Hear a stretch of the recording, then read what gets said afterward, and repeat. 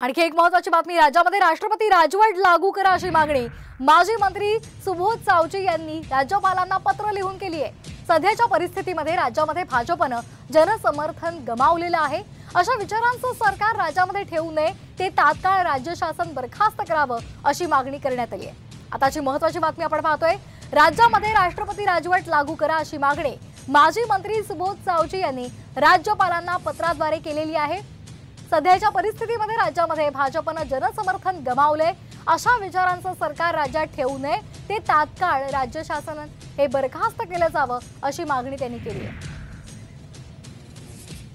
राज्यामध्ये त्वरित राष्ट्रपती राजवट सुरू करावी अशा आशयाची मागणी मी राज्यातील तमाम जनतेच्या वतीनं केली आहे।